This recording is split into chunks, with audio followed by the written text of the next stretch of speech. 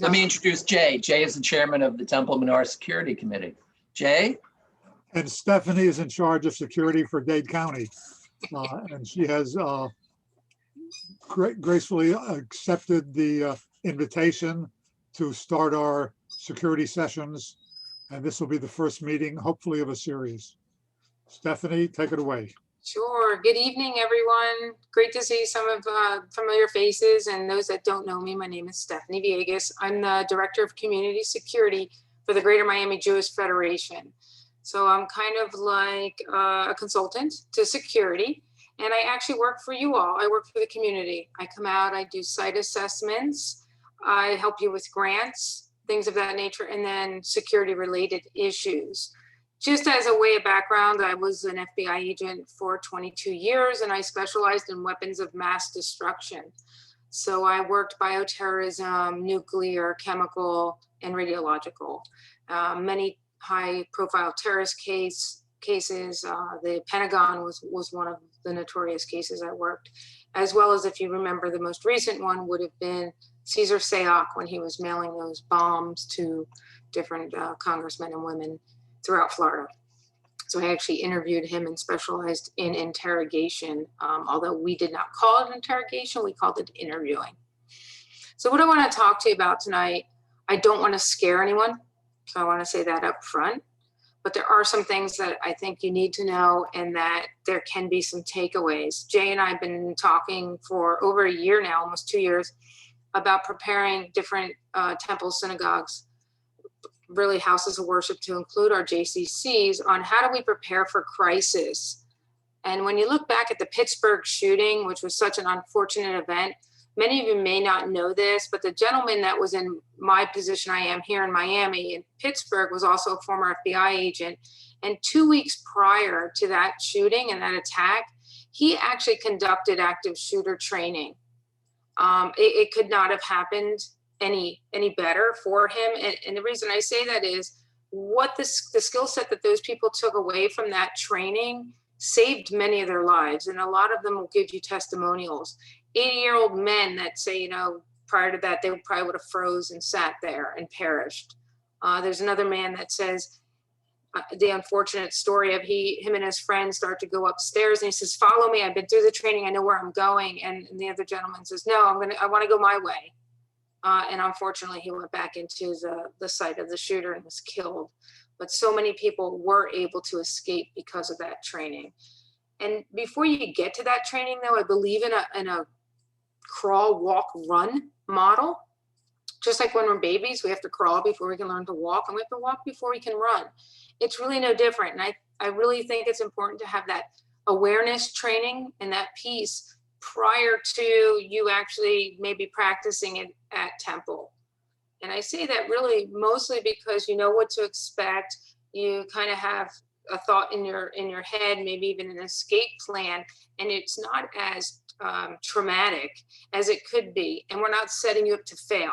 If I just throw an active shooter into your temple while you're sitting there praying, it's going to be tough. It's going to be stressful, and I don't want that. I don't want a traumatic effect. I want you to learn, and I want you to take away some things. So I'm going to share my screen with you and go through what I prepared for you tonight. And if you have questions, please, this is why I'm here. So please ask. So some of the things that we're going to discuss hate crimes. Where are we at statistically? Are we on the rise? What did 2020 or 2019 bring us? And then how do we respond to a crisis, and some things that we look at. How your actions matter is going to be another topic, because I can give you concrete things that you can take away from this that you can apply to everyday life, because the chances of an active shooter are pretty rare, but other crises in your life are not so rare, and you can apply this to everyday life. And then kind of what are the takeaways and what are the lessons learned? So when we looked at 2017, 2018, we looked, and the FBI released that there was an increase in hate crime specific by 17%. And then we fast forward to 2019, and this was just released this week. And if you look at it, you can see that 20% now are targeted based on religion, 57% race, ethnicity, and ancestry. So Jews and Latinos saw a rise, the biggest rise, and anti-Jewish hate crimes is up 14% over the previous year. So that's significant. So it tells us it's not going away, and it hasn't gone away in years. Nearly half of that record number, I need to point out, it really comes from one motivated killing from that single attack at the Walmart in El Paso, which killed 23 people. And then here's a yearly hate crime report, and why and how is it motivated, to what bias. So, and it breaks it down, and the report is very extensive. And it breaks down by race, ethnicity, gender, gender identity, religion, sexual orientation, the whole gamut. So pandemic, we're in a pandemic year. The 2020 has obviously not been, it's not over yet. Has it been released by the FBI? And analysts are now thinking, well, to what extent is the pandemic going to skew trends to 2020? So I guess we'll have to wait. The FBI is typically a year behind in reporting, only because they're waiting for all the police reports around the country to actually give their results, and then to compile that takes quite a bit of time. So now I want to talk a little bit about what is an active attack, an active shooter, right? An active attack, active event is basically an attempt on a mass murder. It's really straightforward and it's really simple. The attacker, there really is no profile. I believe it's like 97% are male. However, there is no one profile. There's the mindset changes, and it varies greatly on what we call emotional leakage. So when they actually break down, do they broadcast it? Some of them try to actually film it, simultaneously post it to social media at the time of the event. But there's no linkage that they can say, okay, the majority are white male between the age of X, Y, and Z. It doesn't work that way. And then connection. A lot of people think that there's a connection to the attack. And this is just to illustrate that there really is not any actual connection all the time, and in most cases. So now we're going to look at the big picture of how people react in a disaster and a high stress incident in general. Okay. And there's 3 stages that a person goes through. And Amanda Ripley wrote The Unthinkable. The title of the book is here. It's written down on the bottom. Who survives when disaster strikes, and why do they survive? This is amazing research. It's an amazing book. Her research examines who survives during any type of a disaster or crisis event, and then why. And she identifies it in 3 stages that people go through. And every person goes through this during a crisis. And the first one's denial, the second one's deliberation, and then the third one is that decisive moment. With that, she found that people who survive go through the process from denial to decisive moment faster. And they take better actions at that specific decisive moment. Why? Because they were prepared, is what she found. Whether they mentally prepared and went through their own scenarios in their head, or they actually went through active shooter drills. Regardless, that showed that they were more prepared and they survived. Excuse me. So let's look at the first one. So unfortunately, it's denial. And the brain has a hard time processing things. So and I'm going to give you the example of the World Trade Center. The first plane hit, and people called other people to say, hey, what's going on? Hey, did a plane really hit? Then they took time to gather their belongings, call home, call family, call friends. But they did not go, oh my goodness, something happened. I need to get out. I need to make a decision. We found that when people make that delay, unfortunately, it costs lives. And many of those people, as you know, also contributing to that was firefighters saying, hey, stay upstairs, don't come downstairs, things of that nature. So the next phase that we look at is, so why do people do it? One of them is normalcy bias. Your brain is trying to identify with it. And I've seen so many instances and we've all done it ourselves, where we see something happening and we actually say to ourselves, is this really happening? Or we pause. And that hesitation is what you have to work past getting by. The other is social proof. We look to one another for social cues. And the best example I can give of this is if you're at dinner maybe and you're not quite sure which side is your water, you wait for the person next to you to grab the water and then go, okay, that one's mine. We just are social animals, and that's how we react. So that's why we act the way we act. And I think it's important to know this so you know how not to react. And that's what I hope that you take away this evening. And then for deliberation, and that's the last phase. So once you can get past denial and you're able to make a decision, that's your deliberate stage. And remember, the people who go from the first phase to the last phase the quickest are the ones who survive. So what you do really does matter. So when she compared it, she compared the human brain and she broke it down to the lizard brain. I kind of like to refer to the squirrel brain. So the human brain, has the ability to slow down, has the ability to think, have a thought process and a rationale. Whereas a lizard or a squirrel, not so much, right? How many times have you been driving down the road and the squirrel is going across the street and gonna make it to safety, and then at the last minute turns back and turns right into your car? You do not want to be the squirrel. So how do we not be the squirrel? And I don't know if you've ever seen this before, and this is a really, really easy, kind of task I'm gonna take you all through.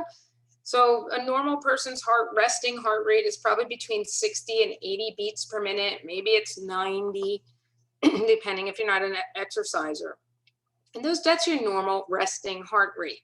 When you get up to 120, that's where you're probably, maybe you're working out, you're on a treadmill, but your complex motor skills start to go. But it's also the point at which you are the strongest and you are the fastest. So you have that adrenaline rush. That's really where ideally you want to be. When you start to get to 150, your cognitive processes start to go and you start having tunnel vision. You start getting confused and you start to have a hard time concentrating and making any kind of decision. And once you hit 175 or above, you're in system overload, your body shuts down, and you're kind of done, you're useless.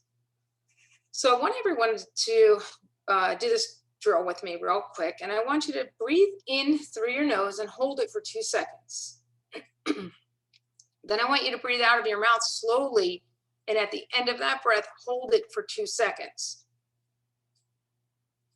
That one simple move can actually lower your heart rate by 20 to 30 beats per minute.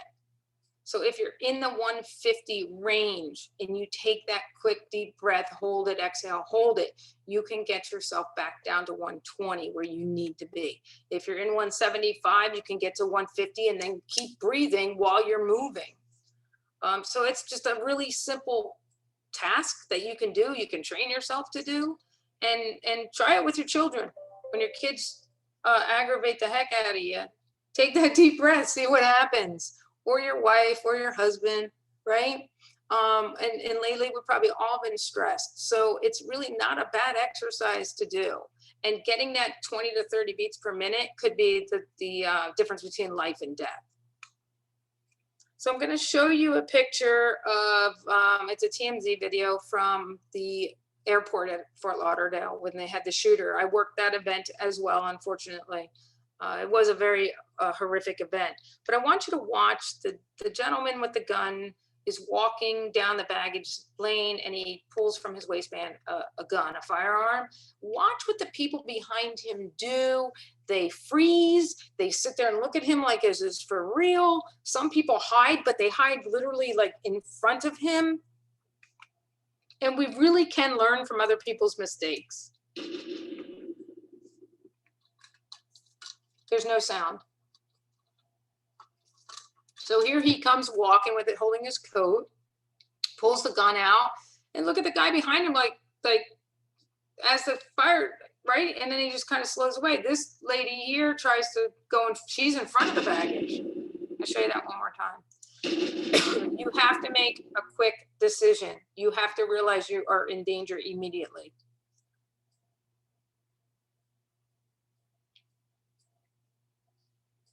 See, the one lady wants to cover her ears. I get it. Here's another example. I want you to watch closely. There's a woman here with a stroller. There's an attacker in a store. I believe this is in New York City. And she's probably taken that kid out of that stroller thousands and thousands of times. For whatever reason, she cannot take the kid out of the stroller, almost literally breaks his neck. And I'm not really sure why she didn't just wheel the stroller out of the store.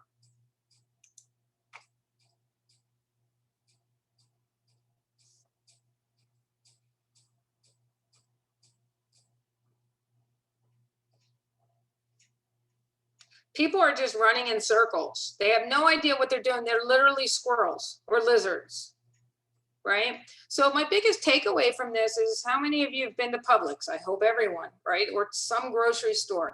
You know how to get into Publix. Do you know if there's another exit? If you had to get out and there was a fire at the front of the store, do you know how to get out? If you don't, you need to really look at your exits, and not just at Publix, whether you go to Walmart, whether you go to movie theater, wherever you go to a friend's house, you should always know where your alternative exits are, because 9 times out of 10, that initial entrance, that front entrance is going to be blocked, or the only entrance you know of. And you're going to run around in circles like these people looking for an exit. This was in New York, and unfortunately it was a nightclub fire. They used pyrotechnics on the stage, and it caught fire. And you may have remembered it or not. But the point I'm trying to illustrate here is, you know, everybody comes into a bar or a restaurant and they know the front entrance and they have no idea where the other exits are. This one did not really conform to having enough exits for the size it was. However, it did have 4 exits. One was here behind the stage. Obviously the entrance, the main bar had one in the kitchen. Once you get back in here, there is nothing, and it's more of a maze than anything else. Before the fire started, there was a couple minutes that anyone could have escaped behind the stage right there, especially the people up front, but everyone just froze, and then it was so packed, people wind up trampling one another. This, unfortunately, are the victims and where they died. The only reason the entrance is so colored red is because of so many yellow dots, and most of those people, like I said, were trampled. One of the things that I do look at when I come and do an assessment at a temple is, do you have guard railing on both sides of your entrance, and do you need it if it's there? Obviously, this one had a large dip, so it probably needed it. But the problem is, it's great for funneling people into, but it's not a really good emergency exit. So if you have anything like this, and I know you all do not, it's always a good idea to practice exiting those areas. So script and practice, right? And really, I think of this in terms of fire drills. I know when I was a child, my mother took me through endless fire drills, crawling and putting a ladder down the window and getting out, right? I thank her now. She prepared us. I knew what to expect. God forbid we were hit with a fire at the house. It's no different. It's really no different. So scripting in your head, maybe walking through in your head, and I do it all the time. Okay, I walk into a place. Where are my exits? It's the first thing I do, and then I go enjoy myself, because at least I got that out of the way and I don't have to think about it. And then practice only reinforces your brain to think in a specific way, and you're going to react to how you were trained, for sure. The big thing is, right, calm yourself, breathe, shift your emotion. Fear serves nothing. Fear is a useless emotion. If you can shift it to anger, anger is an actual useful emotion, and people can actually navigate their way through anger pretty quickly and a lot better than they do fear. Fear paralyzes people, whereas anger creates action. So if you can shift to being angry at the person that is the attacker, that would be a lot more helpful. And I know it's hard to do, or to even maybe envision that, but you've got to get rid of the fear. And staying fit. So studies have shown that fit people survive significantly more than those that are not in shape. Excuse me. Hide and hope. So why is this problematic, right? All the shooter has to do, or the attacker, is walk around the desk and find you. We say, if you can, get out as fast as possible. If you can't, if you can hide, fine, but you shelter yourself in behind a door that you can put furniture up against, something that you can make yourself safe if that's your only avenue, and then fight is your obviously last resort. Some people ask me a lot, I do a lot of de-escalation training lately, and they ask me, well, can we talk to the shooter? No, this is not a de-escalation situation. This person who is coming in to attack is already made up their mind that they're going to kill and what they're going to do, and there's no talking whatsoever. So an active shooter is not a de-escalation scenario at all. So this is kind of mumbled, it's hard to hear. I want you to pay attention though. A man comes in and he's very irate because his wife was just fired as a teacher. And this is the school board holding a meeting. There's not really that many people in the audience, but he literally tells them, hey, everyone can leave except the board. And people just freeze and watch. At that point, you need to grab your stuff and go, or leave your stuff even, and just go. But I want you to see how they hesitate, and then they go back for their purse, and they crawl out of there. And then the other thing is, there is a woman who decides that she's gonna fight. I very much caution you on that. Know your capabilities if you're going to commit to that. Unfortunately, she uses her purse to attack him, and it doesn't end well, but she does not get shot, thankfully. You take notice that someone did the chart that you have there, and it's part of the plan that we have, that the workshop we're going to have to follow this meeting. This will be the first step in that whole process.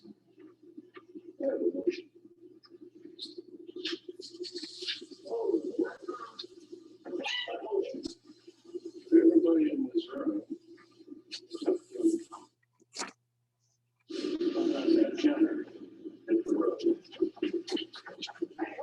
He says everybody hit the road, and they're standing there, or they're just hiding behind a really bad barricade.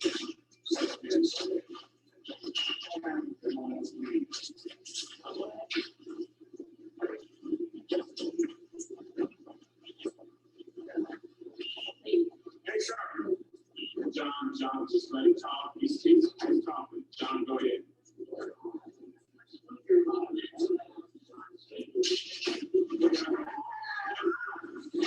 So I say we learn from other people's mistakes. That, like I said, if you're gonna fight, you really got to commit, but you've got to know your weaknesses, and you got to know if you can take them on. Go get help.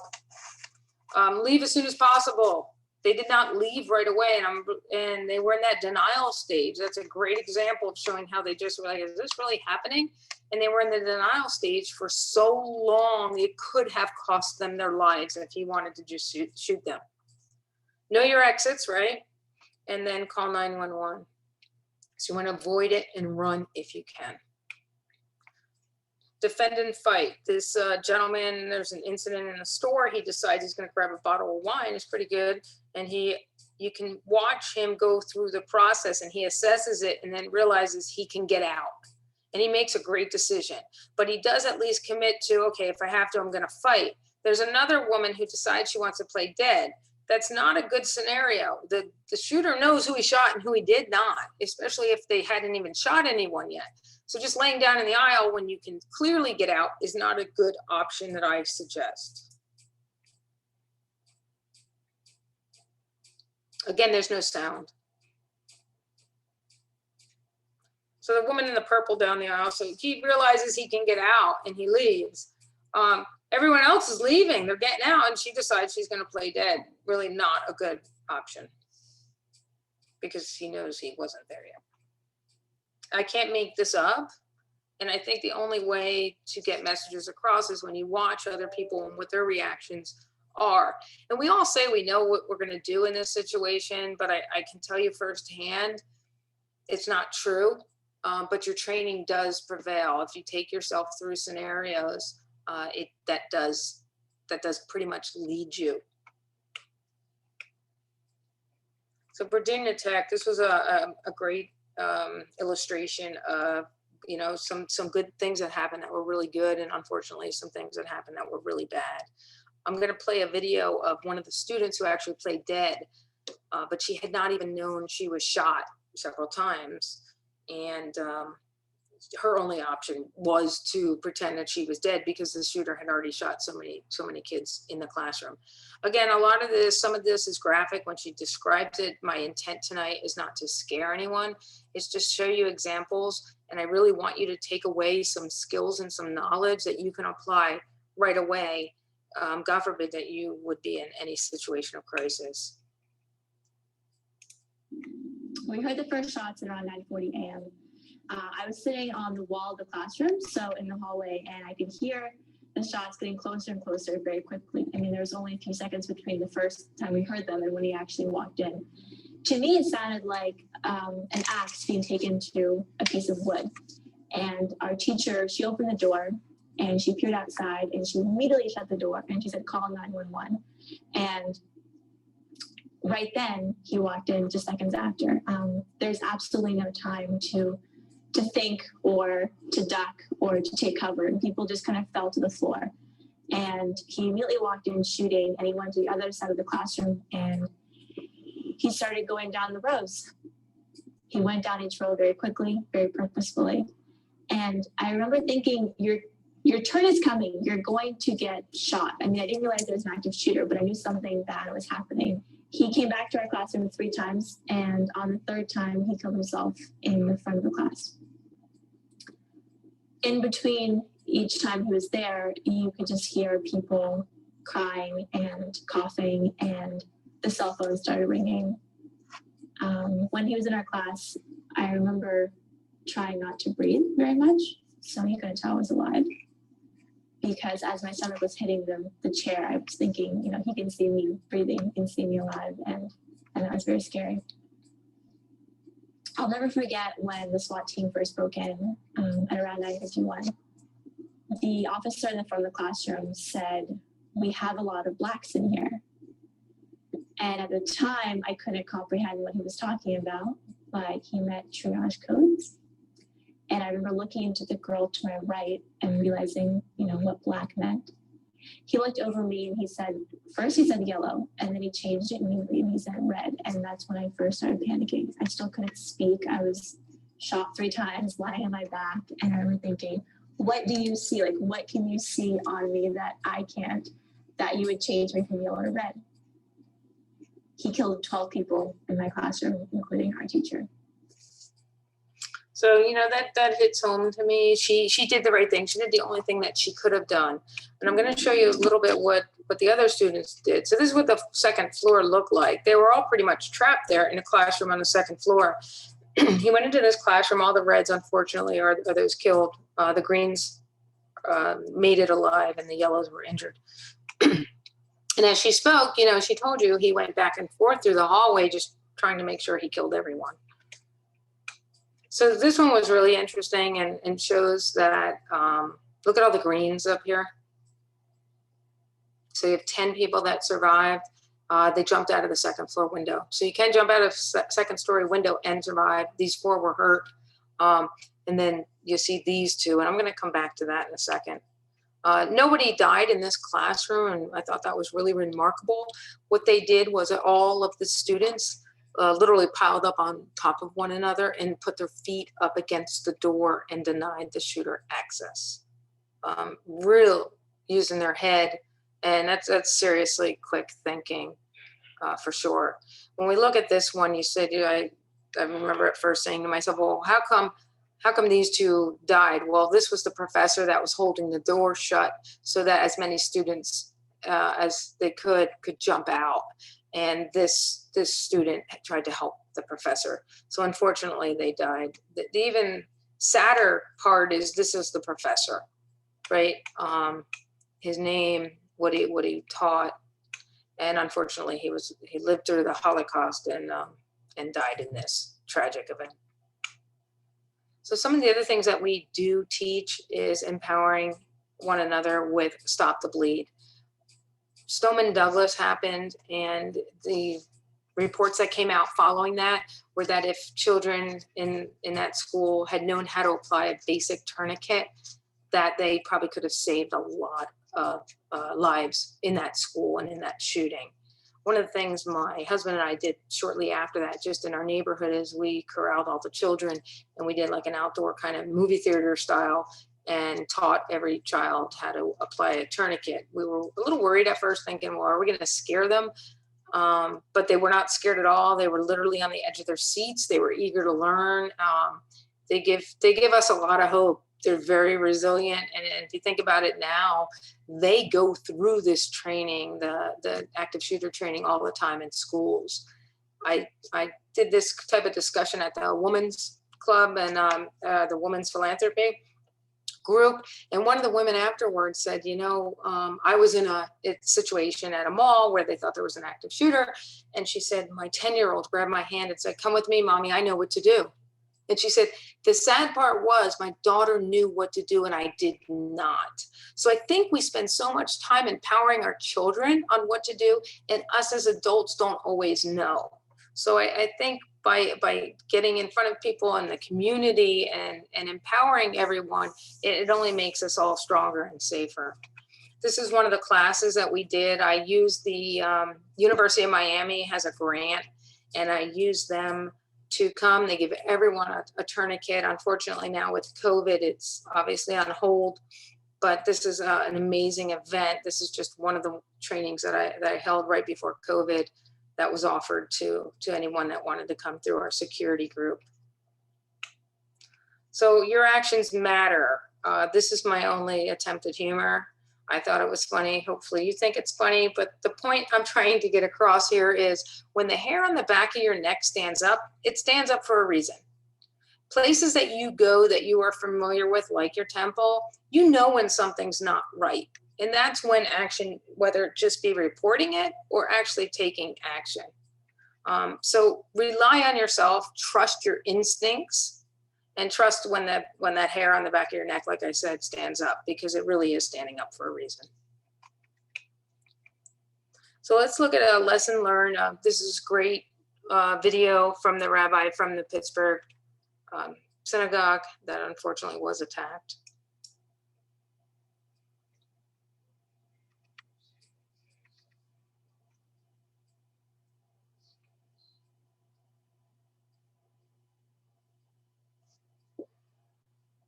Hello, I'm Jeffrey Myers. I'm the rabbi of Tree of Life in Pittsburgh, Pennsylvania. I'm here to talk about security. Not just security for any one person and not security for any one faith, but security for all houses of worship. I don't think I need to repeat to you the story of what happened in Pittsburgh on October 27th, 2018. But I can say this, I'm here today talking to you because I had my cell phone on me. Now, as an observant Jew, I wouldn't normally have my cell phone on me. I kept it at home plugged in. But I took security training. And what did I learn? One very important thing. You need to have your cell phone on you because you never know when you might need it. It could be just to quickly call 911 because someone is having a serious health issue.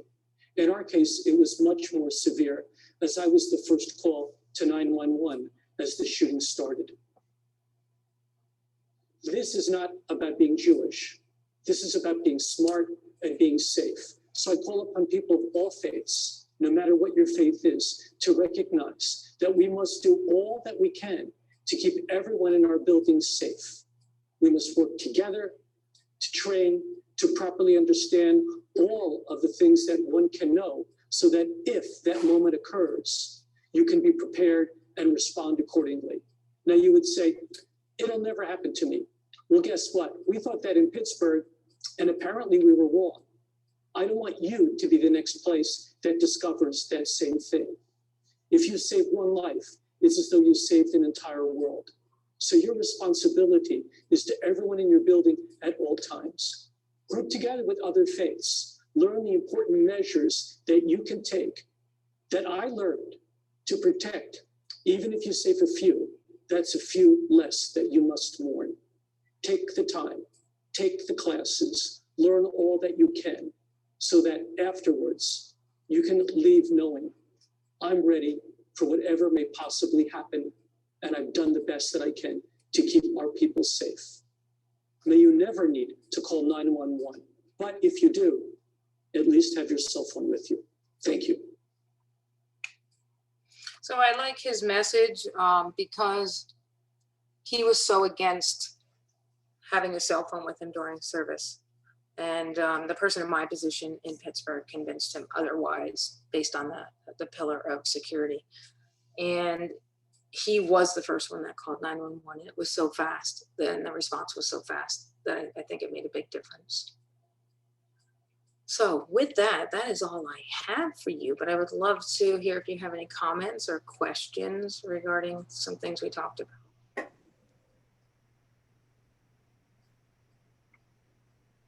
We're all very quiet. I did ask everyone to unmute.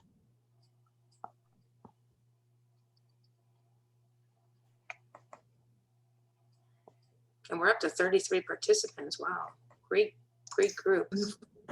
And we actually had 36 not too long ago. How do we raise our hand, or should we just call out? You can just call out. I was just wondering, do you have a sense that things are getting worse in South Florida regarding anti-Semitism, or the FBI keeps track of hate crimes?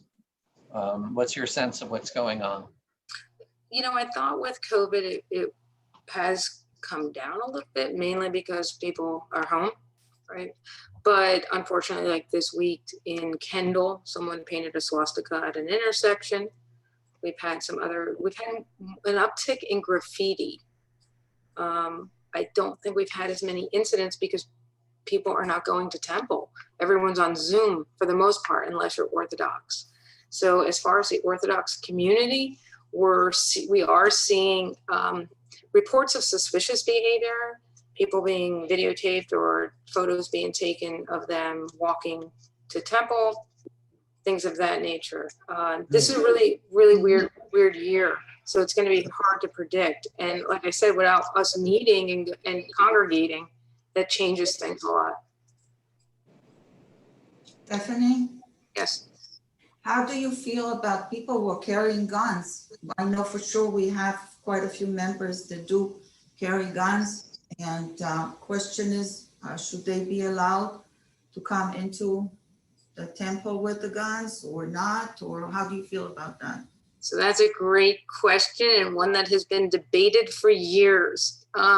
I don't weigh in on whether you should or should not, and Jay can attest. We have had many security discussions we have a group that meets every week, and that's one of the top concerns. So all that I suggest, if you're going to carry a gun, that you're trained properly, that you are qualified, that you are part of the security group. You don't want to be part of the problem. You want to be part of the solution, and that you have a plan in place, right? So the person that's wearing a gun should probably, if they're sitting at a temple, should probably sit in the back in a corner where they have a better advantage view, not up front with their back to people coming in.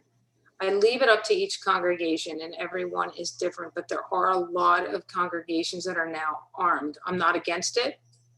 All I caution you is that you are trained and that you are proficient, and that there's some type of qualification along with that. So what you're saying is that whoever is responsible for security, like Jay at our temple, should be aware of who is carrying gun? Is that what it is? Oh, absolutely. Make himself, that is something that we need to approach with our congregation. To remind me, does your congregation use a magnetometer, like a wand, for entry, or look in bags? I don't think you look in bags. We do have one. Not always. We do now on Saturdays. The situation is There was an for about, event. No, only because there was an event. for about 22 years, we had the same guard. Maybe you know him. His name is Harry Dubrow. He works at Lehrman Community Day School 5 days a week, and we would have him on Saturdays. And after all these years, high holidays, et cetera, he knew 99% of the community. He wouldn't wand them. but it was available. And he always, you know, he continuously, well, the whole point is that unfortunately now weekends he has an alternative position, and he left with our blessings. He's a really great guy. In fact, he still calls me. But the point is, we used to use a wand. It is available. And as a matter of fact, this past Saturday, our new guard actually had it in his hand. Yes. So And so you did the week before that too. right. Yeah, the security guard we have there has checked my bag twice already. Yes, he does. And also, Rabbi, correct me if I'm wrong, but did we not have security within our congregation? So I'm not exactly sure. Maybe Roz can clarify what we did this year, because we only had approximately 10% of the congregation inside on the high holidays. But previously we had police officers on three sides of the building. We have private guards. We have off-duty police officers. And in our actual sanctuary, as you know, last year, I actually thanked them. We had 6 off-duty police officers who are members of the synagogue. And Jay made them special talitot, that they were easily identified, and they wore their uniforms and they wore their sidearms. Correct, So Jay? You're very fortunate in that you Well, have. you the J had one. No, the ones with the blue taluses. Yeah, they had special identifiable bright blue talitot, and they were in their uniforms also. And they were, and it was really great. The Zikri family, for example, the 3 men, the father and the 2 boys, and his 2 sons, are all 3 of them are police officers. They didn't sit with their wife and with their mother. They take turns. They were seated all over the place. You're very fortunate. So, and I'm going to give you an example. There was a temple that was attacked, and there was a CBP officer that wasn't allowed to bring his gun in, which I think is crazy. If you're an active law enforcement officer, I think you should be allowed to carry off duty, especially into temple. You want that. That's someone that's trained and certified. So the CBP officer actually had to run to a room to grab the gun, which waste time. And what if you can't get to the room? Well, I think the reason why people were asking me about carrying a concealed weapon in the actual sanctuary is that many of us saw that situation what happened in a church in Texas, where, you know, it was almost an oxymoron, where I think 9 out of the 25 people in church pulled weapons. It's Texas. And, yeah, it was Texas. So we make fun of Texas. They were also former law enforcement as well. Right. I mean, did you see how good that man shot? The man that shot him. Yeah, so apparently it was like 50 feet and it was a headshot. I mean, that you're not going to get that from a non-trained law enforcement or somebody who competitively shoots. Right. So I think that's why a lot of people are in favor of it. They think that carrying of a weapon, a concealed weapon by the average Joe is a good thing. But like you said, it could also be not properly trained. It could be friendly fire situation. You need to be properly trained too. I have a rabbi that wants to carry a gun, and I cautioned him because I said, you know, from the pulpit, you're going to be shooting into a crowd, into people, and you're not proficient. I don't care how many times you go to the gun range. I just thought that was irresponsible, and that's my opinion. Again, it's my opinion. So it's very hard to see people put their hands up, but I do see, because my screen only shows like 8 people, but I see Isaac's hand is up. How hard is it, Rabbi? We started the meeting by talking about knowing exits. Well, right now on Saturday, we basically have 1 exit open. Yes? Right. How hard is it? How hard is it to unlock the door on the side, on, you know, the one that has a couple of steps down? So the exits to the main sanctuary, there are 5 exits, 3 in the back, 2 in the front. The one that I think you're talking about is the exit to the alley. It is unlocked during services. There's a deadbolt, but it is unlocked during services. I'm not referring to that one. If we had to run out of the sanctuary, there's a side door that we never open right by the kitchen. Oh, that one is does hard. open. That's hard. How hard is it to open that door if we had to run out? You'd have to pull, it's not complicated. You just have to pull up the stoppers and pull down the stoppers and push it. Maybe we all ought to learn how to do that. That's a good point. Absolutely. Jay, I think that the doors should periodically be opened and oiled because those doors have not been Or maybe with panic opened. hardware on it. Those doors probably have been opened like maybe once or twice a year when we move furniture, but otherwise it's been basically for security sealed since 9/11. Rabbi, we need to change those doors. If we're gonna use that, those have to be totally changed. We've already priced it and everything, but we had held off because of the project, the capital campaign. But that door is not a viable exit. It's not a safe door to open. Because if I got out of the sanctuary and we only have one gate, I would run toward that door just out of common sense and try to get out. I think for emergency reasons it would open, but I don't think it would open and close repeatedly well. I think that's what the situation is. Now, I have a question regarding, while the temple security is very important, of course, there's also other things that happened on the premises, like classrooms for children. What do you recommend in securing that situation? Your classrooms are upstairs, right? If I remember correctly. Correct. Yes. Jay, what was in the, remind me what was in the assessment? I realize I have 165 Jewish institutions in Miami-Dade. We have some.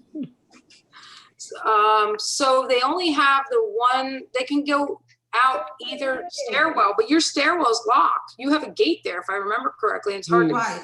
Right. And during school, we have a guard. And it's open. The gate is open. Well, we have a guard. The gate is open but we have a guard. It's open. Okay, so can the gate be closed and locked? But see, if it's locked, then they can't exit in an emergency. So say there's a fire upstairs, and that has nothing to do with an active shooter. You have a guard there. I mean, that's your perimeter is going to be your first line of defense. And there's two sides to that stairwell, right? I can go down one hall or the other, right? Remind me. There's two exits. There's panic bars on each door, but the one on the far side, the one towards the front of the temple, goes into an area where the gate is locked. So that gate's gonna have to, we're gonna have to do something about that gate when there's services there. Yeah, so they can get out. You don't want to trap people in and corral them in. The other question I have is, remind me, because I don't remember, but I think there's windows on the door, and then I believe you have coverings that come down. And then do those doors lock? Can they lock themselves in? If they had to? The classrooms, Yeah, if they had to shelter in place. very difficult because the doors open in, Oof. so it's hard. All right, so that was probably on your assessment then as well. Mhm. Are there windows in the classroom? There are windows that open on each of the classrooms. But you're on the second floor. Is there, Well, third floor. yeah, but is there anything like a ladder that can be thrown down and then climb out of a window if necessary? Do you recommend anything like that? How old are these kids? 7 to 12. They're 6 to 12. Oh, so they're capable. Yeah, they're capable. They should probably need that for a fire anyway, no? Yeah. So if I'm not mistaken, we have fire doors. I don't think it would be impossible to add a drop bolt into the floor and a drop bolt and a bolt going into the ceiling that a teacher or students could. They sell a mechanism, Rabbi, that you just stick up on the door that opens in, specifically for this reason. Yeah. So you wouldn't have to invest so much in it. Right. I've seen what they use in New York. When a door opens in, you actually just put like a triangle bar. That's right. Against the alternative wall. Yep. And there's no way to open the door. There is no way. And they're like, I don't know, $20. Right. I've actually seen those too. And I can send you one that I recommend as well. Okay, that would be great. Could you send it to Jay? Because Jay's really the boss. Of course. When I say you, that's what I mean. You send it to me. It might take 6 months to get it done. You send it to Jay. He'll probably You'll say, install "Who's it. Stephanie?" Probably install it the same day. Definitely, there's another issue that we have that on a regular basis, normal times, we go for kiddish for lunch across, and you get like 150, 100 of us crossing the street all at the same time. To the other building, that's right across the street. Right. Yep, And why are you saying that that's dangerous? I don't know, we're just crossing the street, a whole bunch of us. I know- mean, you know, if I know when somebody you- is in a car, it can just start shooting it. Well, I think one of the things that was outlined in the assessment that I did was a car could easily just drive into that as well, the way the Right. parking is there. Right. Yeah, I mean, it comes down to being aware of your surroundings. And unfortunately, we all get caught up in one another and talking and looking nowhere that we really should be and not being aware of our surroundings. And it comes to really training yourself to do that. Some people get annoyed with me. I'll sit down for dinner and I don't look at them very much because I'm looking at everything else and everybody else. So I'm not saying take it to that extreme, but when you're crossing the street for sure, like look before you leave Temple. You should be looking anyway. You never know what's out there. You know, Miami is just a weird place altogether. The weather is great, but it also brings with it, you know, undesirables. So it's a good question. Now, you all have really good questions and you're all thinking. Tell me, did I scare you? Because that was not my intent. No. Okay. No. All right, good. Anyone else have any questions before we close out?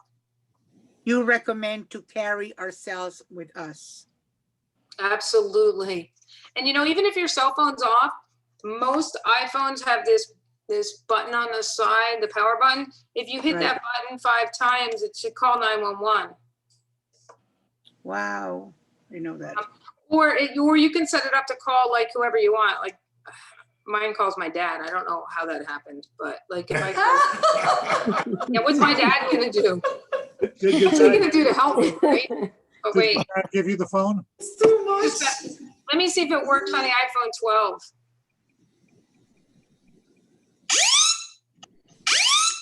So it does. It calls 911. What do you have to do? I'm sorry, again, repeat that again. Just hit on the iPhone. I don't know about Galaxies. If you hit the power button like 5 times fast, you'll get that sound that you just heard on mine. And it'll say call SOS, and I hit no. I canceled it. Ah, so it's 5 times the power button. It's 5, maybe it's 3, maybe it's 4, but yeah, I just keep hitting it repetitively. So if you want to keep your phone off, what I'm saying is if you want to keep your phone off to observe, that's fine. But again, I think the pillar covers you for emergency situations like that. So, you know, I don't weigh in on what you should and should not do. I just give recommendations and let you all make your own decisions with that. Okay. Definitely the case with that you were showing to us, what was it, the education board people, or what was it? The PTA, the school board? Yeah, the school board with the lady with the bag.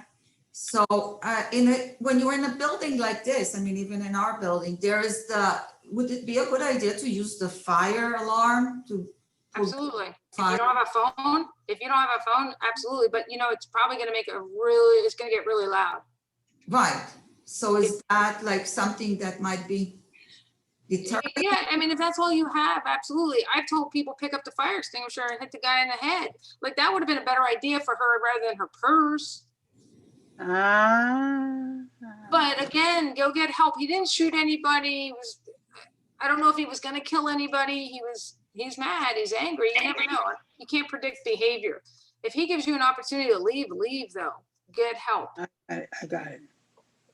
Yeah, but you leave and you leave other people there and you feel bad about leaving them there and you feel try bad. to, You gotta you know, go. that's. Can't. It's unfortunately that's a Feel bad. survival. You should just Survival. You can't worry about everybody else. You have to think for yourself and you have to act for yourself, and they all have to be responsible for themselves as well. Now, if it's a child, that's a different situation. I got it. Grab that child and run. Right? I'm not gonna leave my child somewhere. I'm gonna pick run. And it's amazing how strong you can be in that situation. Oh, Where yeah, you normally may not have been able to pick up a 12-year-old, you probably could in that situation. yeah, absolutely. So I Wow. just want you all to think, and I want you to be a little more mindful when you go somewhere. Because how many of you do know where the other Publix exit is? Any of you? I do. You know, that's a great, great, great thing. I'm gonna look into it when we go. No, I don't. It's interesting. My Right. Publix is 2 stories, so you can go up the escalator, you can go up the elevator, you can. We should roll. Usually Yeah, I through the guess. back, usually by the back, by the freezer where the bathrooms are, usually there's an exit out there of the back. Ah, with the bathroom is, okay. Usually. Where the trucks unload. But I'm gonna caution you, for whatever reason, people run to bathrooms and hide in bathrooms. Do not run and hide in a bathroom, Oh. right? Because that's what happened in the Orlando shooting and everybody died in the bathroom. Actually, when you walk out to the bathroom area, there's like A hallway. a Like, staging area for them to bring in out cold goods and the vegetables. So there's actually an exit back there. right. And there should be an exit sign. We don't look at that, right? We get Right. so absorbed in our own lives. That's There's right. usually a big red sign that says exit. Exit. Miss it. So Right. I'm not asking you to break Publix rules and just start wandering through their meat department, you know, the back where they're loading up stuff. Just look for the exit sign and then you know there's an exit there. Is usually the exit where they bring all their goods and all that? Is that what it is? Yeah, where the trucks come in and load in. The fire department makes you mark exits. I They got it. did to me in my office. Everybody. So just look up and you'll see an exit Okay. sign, I promise you. Even at Walmart, everywhere, you'll see an exit sign. Thank you. No, you're welcome. Yeah. If nothing else, you start training your brain to think this way. And then you're more prepared. And then the other big thing is lowering your heart rate. Right? We all panic and freak out. That's a And very Should good all, idea. so we should carry like barbiturates in our back pocket or all you gotta do is Don't breathe, train take a deep breathing. breath and hold it. The It's easier breathing. than that. Breathe and hold it. Breathe and Yeah. hold it. Breathe and Slow hold it, down your exhale and hold it. breathing, yeah. It's that simple. And then Are make a there- decision. are there any other questions for Stephanie? No, Well, Right then on I'm going to take the bull by the horns. And first of all, I'm going to thank Stephanie, but also Jay for putting this together. And Thank you. over the last 2-3 years, I know we've met with Stephanie a number of times. She's spoken to my rabbinic association. She's really, really informative, and she's always a great resource. And if anyone has any questions, I know that she always takes my questions, and I'm not, anyone special. So I call her up frequently over the years. We're all special.